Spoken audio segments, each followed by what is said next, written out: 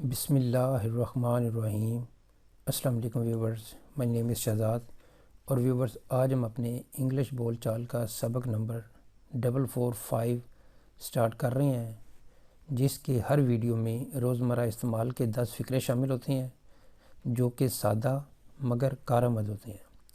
So let's start the episode number 445 of English बोल चाल। Viewers, आज का सेंटेंस नंबर 1 और ओवरऑल सेंटेंस नंबर 3261।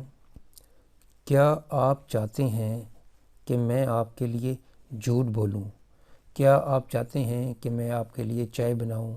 यानी क्या आप चाहते हैं कि मैं आपके लिए ये काम करूं या ना करूं? इस तरह का जो स्ट्रक्चर है वो आप बना सकते हैं। Do you want me to lie for you? Do you want me, क्या आप चाहते हैं टू लाई फॉर यू, कि मैं आपके लिए झूठ बोलूं? तो इस तरह का जो है ना वो आप सेंटेंस बना सकते हैं। इस फिक्र को ऐसे भी बोल सकते हैं, do you want me to tell a lie for you, कि मैं आपके लिए झूठ बोलूं। नेक्स्ट है जी सेंटेंस नंबर हमारा 2।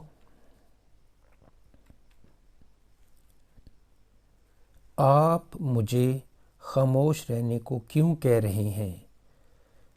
Y are you asking me to keep quiet? आप मुझे खामोश रहने का या खामोश रहने को क्यों कह रहे हैं? Why are you asking me to keep quiet? Next है जी सेंटेंस नंबर हमारा 3। मैं बैक वक़्त 3 ज़ुबानें सीख सकता हूँ। यानी एक वक़्त में मैं जो है वो 3 ज़ुबानें सीख सकता हूँ। I can learn 3 languages at the same time. I can learn 3 languages at the same time. मैं बैक वक़्त 3 ज़ुबानें सीख सकता हूँ। नेक्स्ट है जी सेंटेंस नंबर हमारा 4। मैं आपको इसके बारे में सोचने के लिए 1 मिनट का वक़्त दूंगा। मैं आपको इसके बारे में सोचने के लिए 1 मिनट दूंगा। यानी किसी एक टॉपिक पे बहस चल रही है, अब उस टॉपिक पे जो है वो डिसीजन लेना है, तो एट द एंड जो है वो कोई कहा जा रहा है कि मैं आपको इसके बारे में, यानी जो चीज़ जिसके ऊपर डिस्कशन हो रही है, सोचने के लिए 1 मिनट दूंगा। I will give you 1 minute to think about it. I will give you 1 minute to think about it. इसको ऐसे भी बोल सकते हैं, I will give you a minute to think about it. तो यहाँ पे आ जी कि मैं आपको सोचने के लिए 1 मिनट दूंगा। I will give you 1 minute to think about it.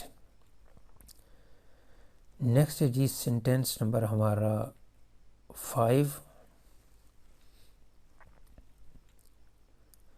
मैं 15 साल की उम्र में गाड़ी नहीं चला सकता था।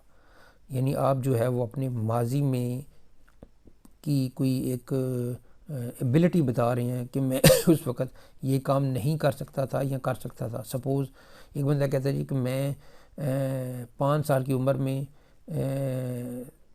तैर सकता था। मैं 8 साल की उम्र में जो है वो इतना तेज़ दौड़ सकता था। यानी अपनी एबिलिटी को बताया जा रहा है। तो यहाँ पे बताया जा रहा है कि मैं 15 साल की उम्र में गाड़ी नहीं चला सकता था, और वाकई गाड़ी का एक लीगल एज होनी चाहिए जिसमें चलाना चाहिए। I couldn't drive a car at the age of 15। मैं 15 साल की उम्र में गाड़ी नहीं चला सकता था। यानी मेरे पास वो एबिलिटी उस वक़्त नहीं थी। यानी पास एबिलिटी में वो मेरे पास नहीं थी जो मैं 15 साल की उम्र में गाड़ी चला सकता। तो I couldn't drive a car at the age of 15। मैं ये भी हो सकता है मैं 3 साल की उम्र में दौड़ सकता था, या 3 साल की उम्र में चल सकता था, या 3 साल की उम्र में ये काम कर सकता था, 10 साल की उम्र में, 15 साल की उम्र में। तो अगर ये होगा जी मैं 10 साल की उम्र में तैर सकता था, I can swim at the age of 10। तो इस तरह के जो है सेंटेंस आप बना सकते हैं। यानी माजी की एबिलिटी को बताने के लिए जो है ना वो आप कुड यूज़ करेंगे, और कुड के साथ अगर टाइम हो जाए तो वो बिल्कुल प्रॉपरली जो है ना वो माजी का एक जो है ड्यूरेशन बताएगा कि जो काम उस वक्त कर सकते हैं, इस वक्त आप कर सकते हैं या नहीं, लेकिन उस वक्त की बात आप कर रहे हैं।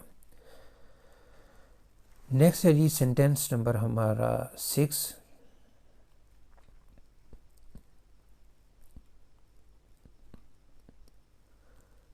मुझे ग्रेजुएशन के बाद क्या करना चाहिए। मुझे ग्रेजुएशन के बाद क्या करना चाहिए, यानी आप किसी से राय मांग रहे हैं, सजेशन मांग रहे हैं, तो सजेशन के लिए जो है ना वो ज़्यादातर जो है वो हम शुड का यूज़ करते हैं।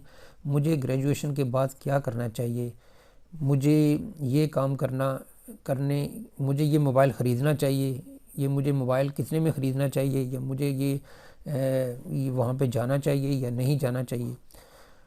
तो यहाँ पे है जी कि मुझे ग्रेजुएशन के बाद क्या करना चाहिए। What should I do after graduation? What should I do after graduation? मुझे ग्रेजुएशन के बाद क्या करना चाहिए, यानी ग्रेजुएशन एक डिग्री है जिसमें जो कि ख़ास वक़्त के बाद आपको मिलती है। तो ये कहा जा रहा है कि what should I do after graduation, मुझे ग्रेजुएशन के बाद यानी वो ग्रेजुएशन की डिग्री हासिल करने के बाद क्या करना चाहिए।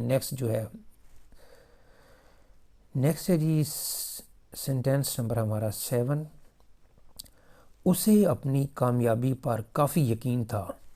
सपोज़ दो हो सकती हैं रीज़न कि वो बहुत अच्छे नंबरों से पास हो गया है, तो एक बंदा कह रहा है कि उसे पहले ही अपनी कामयाबी पर काफ़ी यकीन था। और एक ये भी हो सकता है कि नेगेटिव सेंस में चला जाए कि नंबर कम आए हैं, लेकिन वो तो कह रहा था कि मुझे अपनी कामयाबी पे बहुत यकीन है। तो दोनों सेंस में आप बात कर सकते हैं। उसे अपनी कामयाबी पर काफ़ी यकीन था। He was quite confident of his success. He was quite confident of his success. वो अपनी कामयाबी पर बहुत पुरुमीद था, वो अपनी कामयाबी पर उसे बहुत यकीन था। नेक्स्ट है जी सेंटेंस नंबर हमारा 8।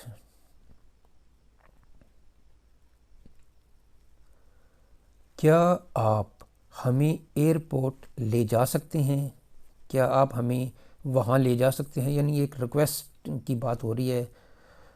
Could you take us to the airport, could you take us to the airport, क्या आप हमें एयरपोर्ट ले जा सकते हैं, यानी एक रिक्वेस्ट है। रिक्वेस्ट जो है वो कुड के साथ भी की जा सकती है, वुड के साथ भी की जा सकती है, और भी मॉडल ऑक्सिलरी हैं जिनके साथ हम रिक्वेस्ट के तौर पे जो है वो सेंटेंस बना सकते हैं। यहाँ पे जी कि क्या आप हमें एयरपोर्ट ले जा सकते हैं, could you take us to the airport. इस तरह एक ये भी कह सकते हैं कि जी क्या मुझे एक कप चाय का मिल सकता है, could I have a cup of T, तो रिक्वेस्ट ही होगी ये भी। नेक्स्ट है जी सेंटेंस नंबर हमारा 9।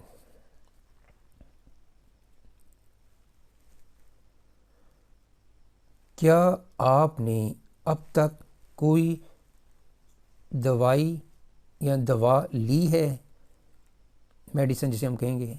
Have you taken any medicine so far, so far यानी अब तक। Have you taken any medicine so far, क्या आपने अब तक कोई दवा या दवाई ली है। अक्सर ये जो है वो जब आप डॉक्टर के पास जाते हैं ये क्वेश्चन या कोई जो तीमारदारी करने आता है कि क्या आपने अभी तक कोई दवाई ली है। Have you taken any medicine so far. Next है जी सेंटेंस नंबर हमारा 10 और आज के एपिसोड का लास्ट सेंटेंस। किसके मोबाइल की घंटी बज रही है। Whose mobile phone is ringing. किसका मोबाइल बज रहा है ये भी ठीक है, किसके मोबाइल की घंटी बज रही है ये भी ठीक है, क्योंकि मोबाइल की ही घंटी होगी।